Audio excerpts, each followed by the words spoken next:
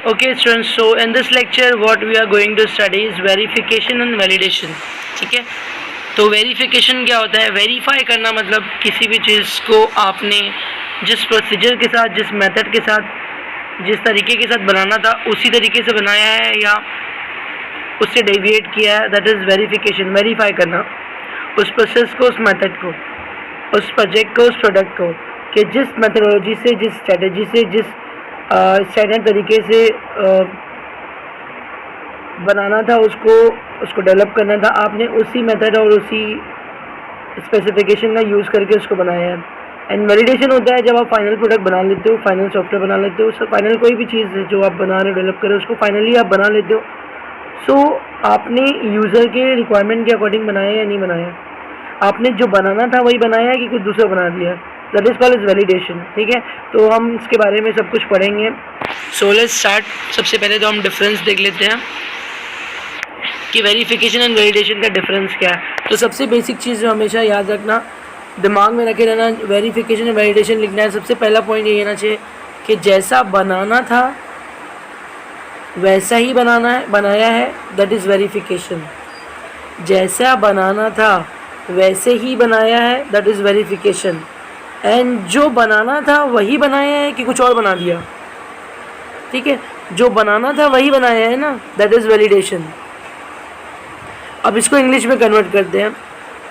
Are we building the product right और are we building the software right is the verification.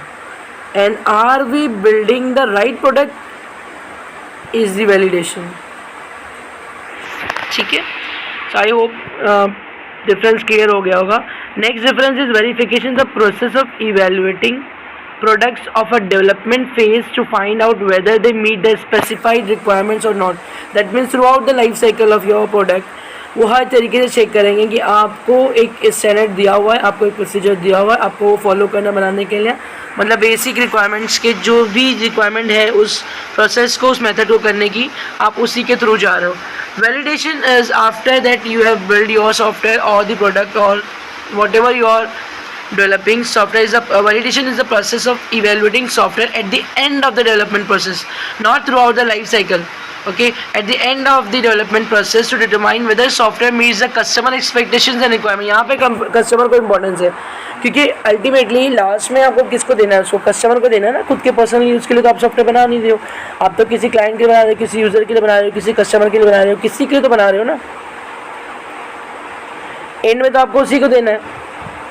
तो यहाँ पे user को importance दिया जाता है। वैलिडेशन वैलिड है या नहीं है, यूज़ कर सकता है कस्टमर की नहीं, क्यों यूज़ कर सकता है, क्यों नहीं, क्योंकि उसने कुछ तो रिक्वायरमेंट अपनी बताई होगी ना कि मुझे ऐसा चाहिए वैसे चाहिए, तो आपने उसके अकॉर्डिंग बनाया है या नहीं बनाया है, दैट इज़ वैलिडेशन। तो वैलिडेशन में हम लोग यूज़र को, एंड यूज़र को इम्पोर्टेंस देते हैं। एंड वेरिफिकेशन में हम लोग उस प्रोसेस को, उस डॉक्यूमेंटेशन को इम्पोर्टेंट देते हैं जिसके थ्रू आपको बनाना था। ठीक है, यही बेसिक डिफरेंस है। Next is the objective of verification. मतलब वेरिफिकेशन का मकसद होता है is to make sure that the product being develop is as per the requirement and design specification. जो आपका रिक्वायरमेंट था, डिज़ाइनिंग का, डेवलपिंग का, जो भी था, ठीक है, उस डिज़ाइन के अकॉर्डिंग आपने उसको जो है पूरा तैयार किया हुआ है, उस स्पेसिफिकेशन के अकॉर्डिंग आपने पूरा तैयार किया हुआ है, जो आपने डॉक्यूमेंटेशन में लिखा हुआ है उसके हिसाब से।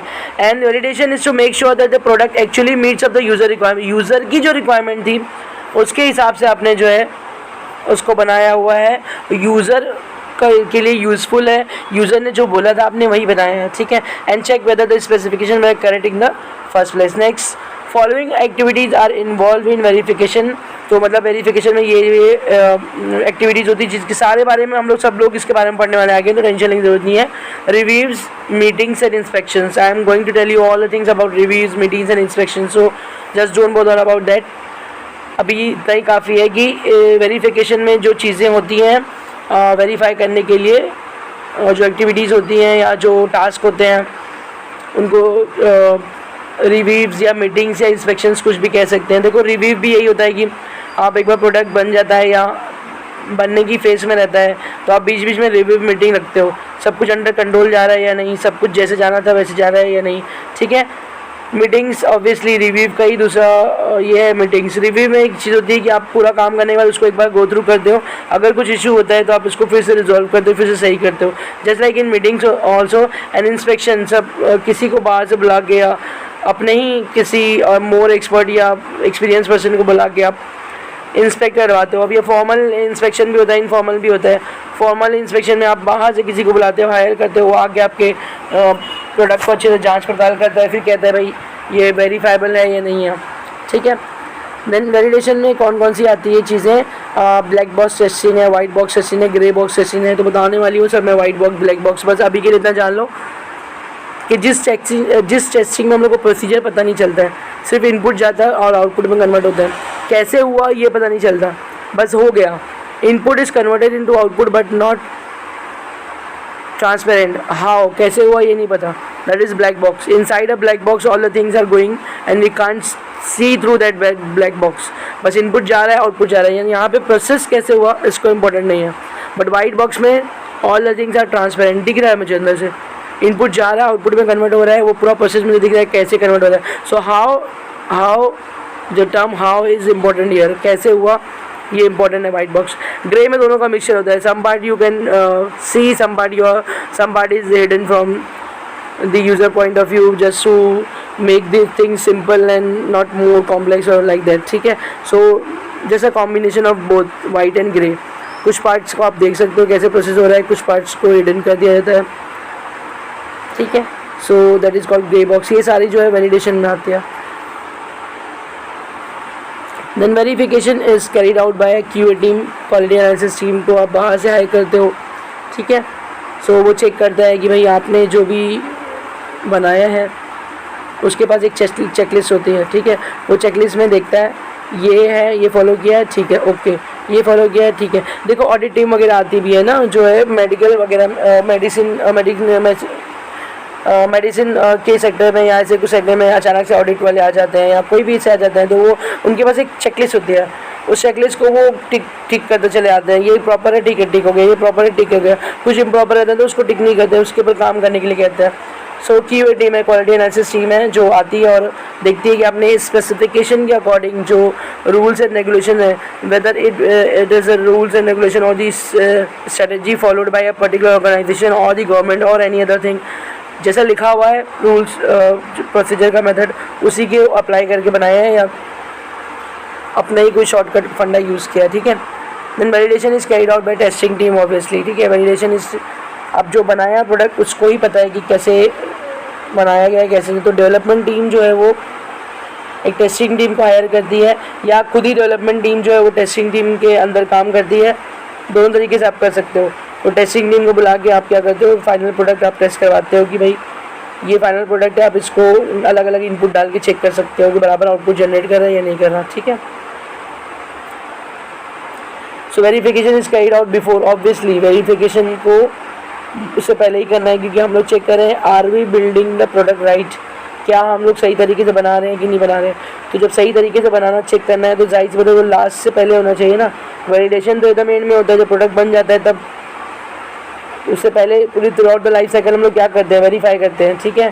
तो उसका वैलिडेशन जस्ट वेरिफिकेशन हो जाता है, उसके बाद हम लोग वैलिडेशन पे जाते हैं। Just after the verification validation होता है लास्ट। फिर following items are evaluated during the verification. Verification में हम लोग क्या क्या चेक करते हैं, प्लानिंग अकॉर्डिंग है कि नहीं। प्लानिंग आपका प्रोजेक्ट प्लान चेक होता है कि भाई जिस तरीके से स्टैंडर्डाइज फॉर्मेट है प्लान लिखने का, प्रोजेक्ट प्लान लिखने का, आपने उसी तरीके से लिखा है, उसी तरीके से बनाया या नहीं बनाया। देन आपका रिक्वायरमेंट स्पेसिफिकेशन, आपका डिज़ाइन स्पेसिफिकेशन, कोडिंग आपकी मैनुअली टेस्ट की जाती है। एंड देन टेस्ट केसेस वगैरह जो आपने बनाए हैं रन करने के लिए सिस्टम पे अप्लाई करने के लिए, वो टेस्ट केसेस आपने कैसे जनरेट किए हैं, according to the predefined criteria आपने जनरेट किया है या ऐसे ही कुछ भी जनरेट कर दिया, ये सारी चीज़ें होती हैं। और वैलिडेशन में क्या होता है, एक्चुअल प्रोडक्ट जो जाता है और क्या बोलते हैं उसको टेस्ट किया जाता है अल्फ़ा टेस्टिंग और बीटा टेस्टिंग के थ्रू। फाइनली यूज़र उसको टेस्ट करता है, देखता है कि भाई चल रहा है नहीं चल रहा है और अच्छा है कि नहीं है, भाई इसको इस्तेमाल करना चाहिए नहीं करना चाहिए, फेंक देना चाहिए। So that was the difference between the verification and validation. एक दो डिफरेंस और है, cost of errors caught in verification is less than error found in, obviously verification आप वैलिडेशन से बहुत पहले करते हैं, ये through out the life cycle होती है। सो वेरिफिकेशन जो है आप जल्दी ही निकल एरर आ जाता है, जल्दी समझ में आता है कि भाई ये वेरीफाइड नहीं है, इसको ऐसे नहीं करना था, तो हम लोग वहाँ पे ही सही कर सकते हैं। बट अगर कोई चीज़ बनने के बाद, कोई चीज़ प्रोडक्ट बनने के बाद अगर हमको पता चले तो वो बहुत कॉस्टली, क्यों? यूज़र आएगा, कस्टमर आएगा, बोला ये तो बनाने नहीं बोला था मैंने, ये कैसे बना दिया तुमने, ये तो मैंने बोला ही नहीं था, तो पूरा टोटल ख़राब हो गया ना, पूरा ख़राब हो गया। वो किसी चीज़ का वो किसी लायक रहा ही नहीं, आपका सारा मेहनत जो है डाउन हो गई, ख़राब हो गई। ठीक है, it is basically manually checking that of the document and file सारी। यहाँ पे सिर्फ मैनुअल चेकिंग होता है, कोड का एग्जीक्यूशन नहीं होता, क्योंकि कोड का एग्जीक्यूशन करना मतलब सॉफ्टवेयर को रन करना, और सॉफ्टवेयर को रन करना मतलब उसको वैलिडेशन में डालना कि भाई सही बना है कि नहीं बना है, सही चल रहा है। तो ये पार्ट कोड का एग्जीक्यूशन एक्चुअली वैलिडेशन में आता है। कोड लिखा कैसे गया है, सी प्रोग्रामिंग में लिखा गया, तो सी का स्पेसिफिकेशन यूज़ किया गया कि नहीं किया, सी प्रोग्रामिंग अकॉर्डिंग लिखा गया कि नहीं लिखा गया, that is verification. But code को जब एग्जीक्यूट किया, मैंने कोड को रन कर दिया, सॉफ्टवेयर को रन किया, इसका मतलब मैं वैलिडेशन चेक कर रही हूँ, मतलब कि यूज़र का अकॉर्डिंग बनाया है कि नहीं बनाया, वो चेक कर रही हूँ। तो वैलिडेशन में कोड का रनिंग आता है, actual execution of code run. ठीक है, तो इसीलिए एक यहाँ पे था, हमने पॉइंट छोड़ दिया एक्चुअली वो।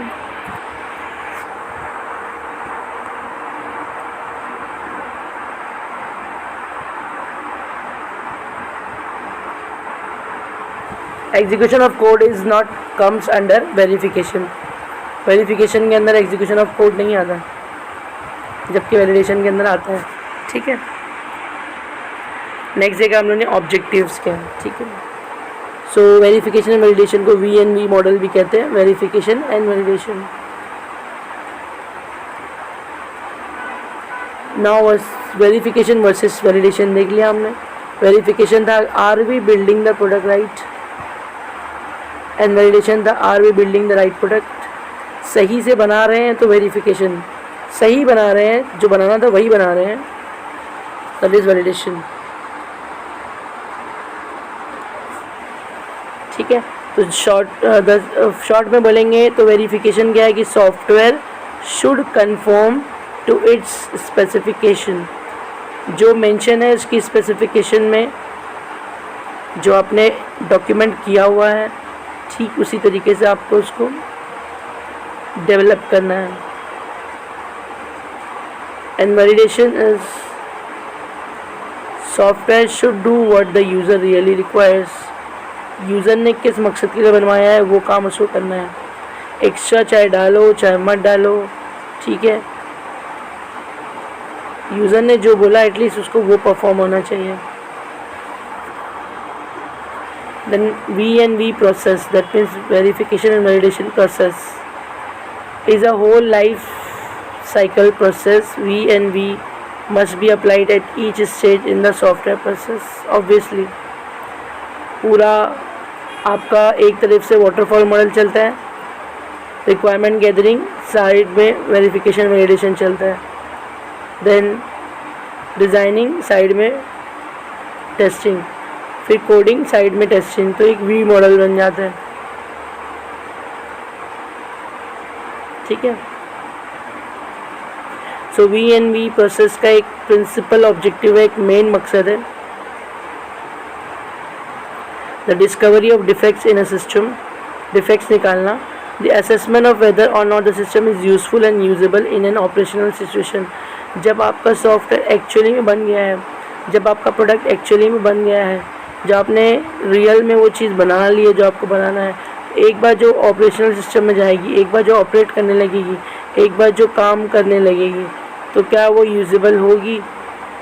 ऐसा तो नहीं कि आपके यहाँ पे अच्छा काम कर रही है फिर कस्टमर यहाँ पे काम ही नहीं कर रही है। ठीक है, जैसे हम कोई खिलौना खरीदते हैं, हेलीकॉप्टर होता है, तोता होता है, कुछ होता है, उड़ा के वो लोग दिखाते हैं।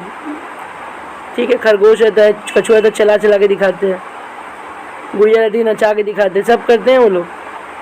और हम इतना विश्वास नहीं करते, हम लोग को मालूम ही नहीं रहता है कि हम लोग क्या करते हैं, वही चीज़ खरीदते हैं जो उसके हाथ में रहती है, ये सोच के कि जो है ये इसके हाथ वाला सही होगा और जो अंदर रखा होगा वो ख़राब होगा। इतनी होशियारी मार के लेके आते हैं, लेकिन जैसे यहाँ लेके आते हैं फिर वो हमसे नहीं उड़ता, फिर हम तो चलता ही नहीं है, ठीक है। That is called trick, marketing trick. So जो हमने बनाया है एक्चुअली वो ऑपरेशनल सिस्टम में जब जाएगा, ऑपरेट होना शुरू हो जाएगा, ठीक है, इन फुल स्विंग चलना शुरू हो जाएगा, तो क्या जवाब तो नहीं दे देगा? That is VNV process. Then VNV goal क्या है, उसका मकसद क्या है? Verification and validation should establish confidence that the software is fit for the purpose. अब जब एक सॉफ्टवेयर आपका वेरीफाइड भी हो गया और यूज़र ने उसको वैलिड भी बता दिया है, अंगूठा दिखा दिया, थम्स अप दे दिया, जाहिर सी बात है आप सातवें आसमान पे हो, मतलब आपको कॉन्फिडेंस आ गया कि मेरा जो है एकदम फिट बना है, जिस मकसद के लिए था वही मकसद के लिए बना है। This does not mean completely free of defects. और कोई भी चीज़ हम बोले परफेक्ट है, तो जस्ट मैंने डिटॉल की एग्जांपल दी थी ना कि 100% कीटाणु मारने के बावजूद एक कीटाणु छोड़ना पड़ेगा तुमको, आप पूरा 100% नहीं दिखा सकते, तो वही है, हर चीज़ फ्री ऑफ डिफेक्ट नहीं होती। Rather it must be good enough for its intended use and the type of use will determine the degree of confidence that is needed। जिस मकसद के लिए बनाया है आपने वो मकसद हल होना चाहिए, सॉल्व होना चाहिए, और जितना ज़्यादा यूजेबल होगा वो उतना ज़्यादा आपको कॉन्फिडेंस अपने अंदर आएगा, याद रखना, ठीक है। तो जब ये VNV कॉन्फिडेंस आता कहाँ से? ये इस वजह से आता है कि जो सिस्टम का पर्पस था, ठीक है, बनाने का, यूज़र एक्सपेक्टेशंस के ऊपर आप पूरे खरे उतरे हो, और मार्केटिंग जो इन्वायरमेंट है इस वक्त आपके जो है पक्ष में चल रहा है, मतलब आपका जो प्रोडक्ट है वो पसंद किया जा रहा है, मार्केटिंग बहुत ज़बरदस्त हो रही है उसकी। तो ये चीज़ें जो है मिला के कुल आपका कॉन्फिडेंस जो है वो बहुत ही बूस्ट करती हैं, बढ़ाती हैं, ठीक है। अब ये बात रही पहले तो VNV कॉन्फिडेंस आता कहाँ से?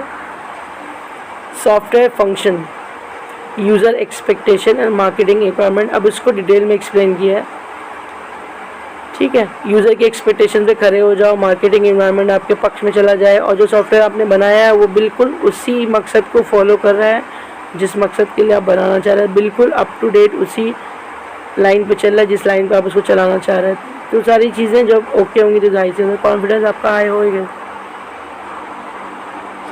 अब देखते हैं दूसरा point,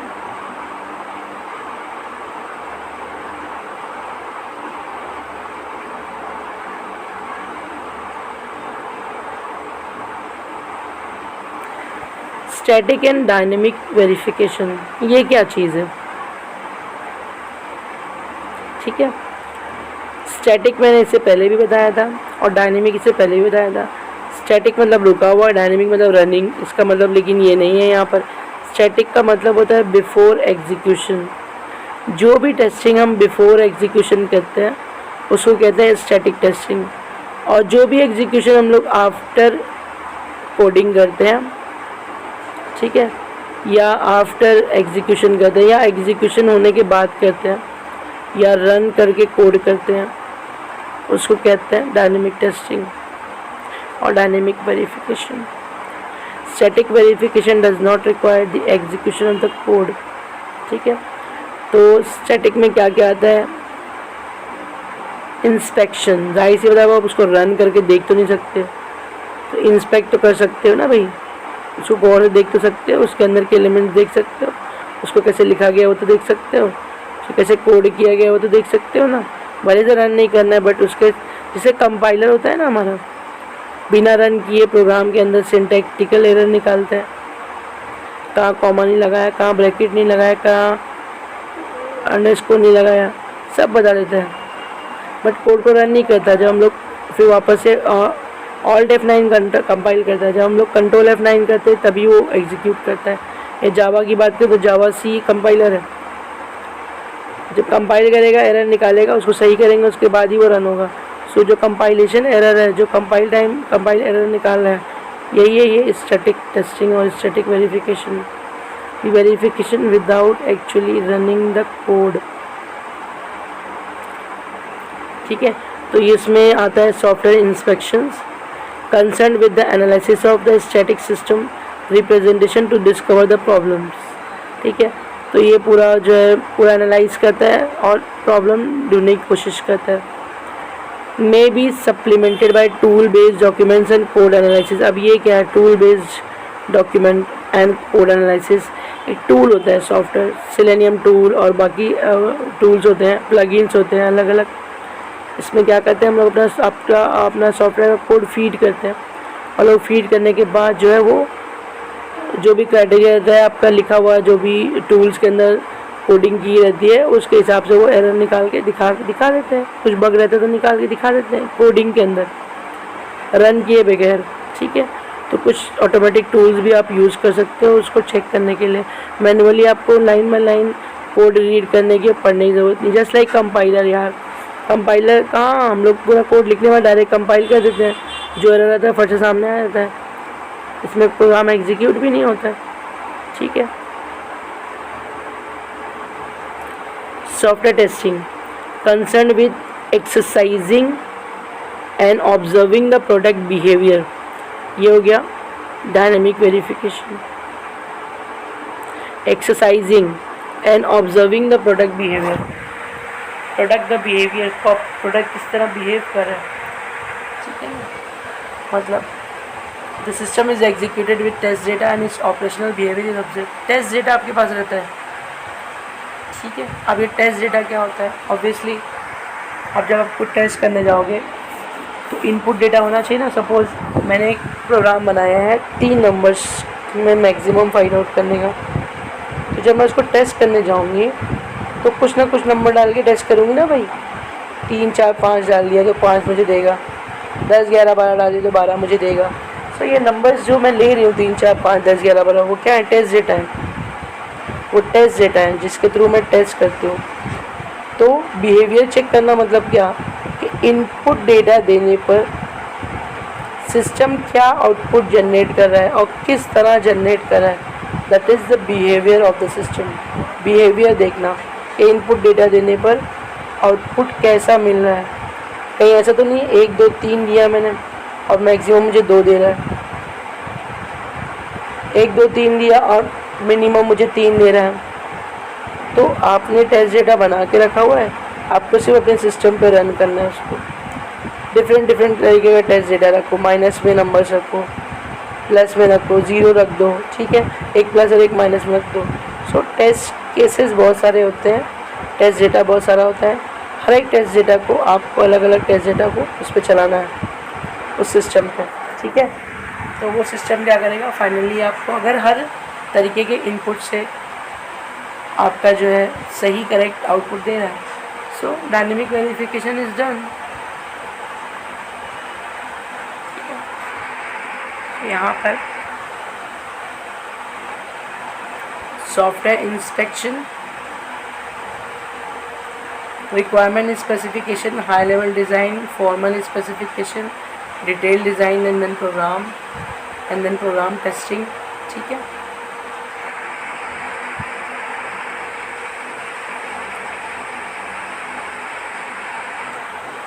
Program testing. What is program testing?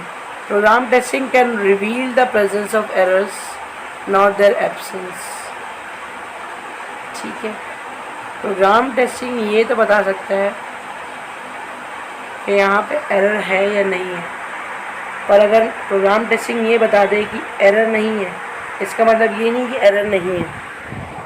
बोलने का तो समझ आ रहा है, एरर नहीं का मतलब ये नहीं कि इसमें एरर नहीं है। बग फ्री तो नहीं होगा, एरर फ्री तो नहीं होगा, कुछ ना कुछ एरर होगा। पर अभी फ़िलहाल आपका जो टेस्ट डेटा है वो उसको रिवील करने के लायक नहीं है। अगर कभी ऐसा हुआ तो जैसे 1 2 3 मैंने पास किया तो मुझे 3 मैक्सिमम दे रहा है, 0 1 2 पास किया तो मुझे 2 मैक्सिमम दे रहा है। और अगर -1 -2 -3 दिया तो वो -3 मैक्सिमम दे रहा है, जबकि ये गलत हो गया। -1 मैक्सिमम, माइनस नंबर सबसे छोटा बड़ा होता है।